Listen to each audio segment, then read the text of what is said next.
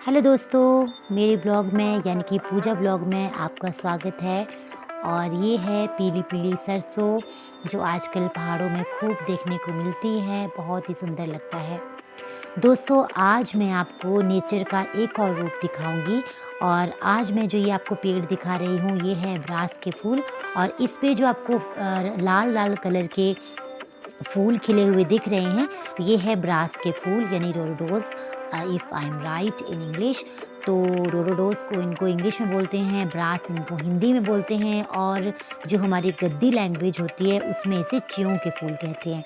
तो ये जो च्यों के फूल होते हैं, ये ना सिर्फ हमारे लिए चटनी बनाने के काम आते हैं, बल्कि इससे जूस बनता है। आजकल तो इससे कई तरह के मुरब्बे आदि भी बनाए जाते हैं। तो ये है लंगूर, जो कि पहाड़ों में आजकल आपको खूब देखने को मिलते हैं, क्योंकि ये इन फूलों को खाने के लिए आते हैं, जो कि आजकल पहाड़ों पे खूब लगे होते हैं। तो दोस्तों, ये जो ब्रास के फूल है, इसके बारे में एक छोटी सी किंवदंती, जो कि प्राचीन कथाओं में से एक कथा है, जो कि हमने अपने बुजुर्गों से सुनी है। कहीं किताबों में है या नहीं वो मुझे नहीं पता, लेकिन ये हमने अपने बुजुर्गों से इस पुष्प के बारे में एक कहानी सुनी थी, जो कि मैं आपके साथ आज शेयर करना चाहूँगी। जब मैंने इनको देखा तो मुझे लगा कि मैं आपको ये कहानी सुनाऊँ। दोस्तों, ये फूल देखने में बहुत ही खूबसूरत होते हैं, और लेकिन इनके अंदर एक ऐसा है कि इनमें खुशबू नहीं होती। तो खुशबू क्यों नहीं होती, इसका एक रीज़न जो हमें अपने पुराने मतलब हमारे जो बुजुर्ग थे उनसे पता चला, कि ये जो पुष्प हैं यानी कि जो ब्रास के फूल हैं, किसी समय में जब भगवान राम जी सीता मैया की खोज में पहाड़ों में भी इधर-उधर घूम रहे थे, उनको ढूँढ रहे थे, तो उन्होंने इन फूलों से पूछा था कि क्या तुमने मेरी सीता को कहीं देखा है यहाँ से जाते हुए?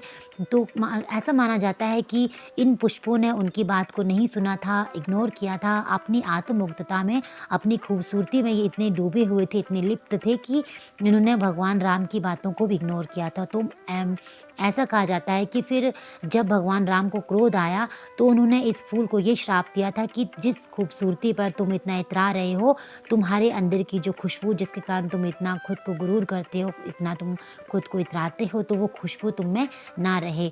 तो ये बात तो बिल्कुल सच है कि इन फूलों में खुशबू नहीं होती है। तो दोस्तों, ये थी इसकी कहानी, जो कि एक कथा है, जो कि हमने अपने बुजुर्गों से सुनी है।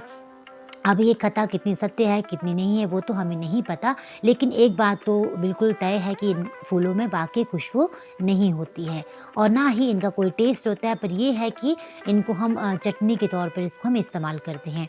तो दोस्तों, इन फूलों को तोड़ने के लिए आजकल बहुत से लोग बाहर से भी आते हैं। पहले तो लोकल लोग ही इनको यूज़ करते थे, लेकिन आजकल इतनी ज़्यादा इसकी लोगों में नहीं लोकप्रियता रही है, और देखा ये जाता है कि बाहर जाके लोग इनको बेचते हैं, इनका जूस बनाते हैं। ठीक है भई, ये उनकी अपनी मर्ज़ी है, लेकिन जब वो इन फूलों को तोड़ने आते हैं, तो वो पेड़ों का इतना ज़्यादा नुकसान कर जाते हैं कि जब आप कभी देखेंगे ना, तो इतना बुरा लगता है देखने के लिए कि पेड़ जो होते हैं वो काफ़ी तहस-नहस कर दिए गए होते हैं। जैसे भी जिस तरह से भी लोगों को लगता है वो उनको तोड़ देते हैं। तो इनको तोड़ने का तरीका ये होता है कि ऊपर से इनको हल्के से बस आपको प्लग करना होता है। तो मेरी ये रिक्वेस्ट है, जो भी लोग मेरे इस वीडियो को देख रहे हैं, उनसे मेरी ये रिक्वेस्ट है कि प्लीज़ इन फूलों को बिल्कुल हल्के से तोड़ें, जैसा हमने अभी आपको तोड़ के भी दिखाया है।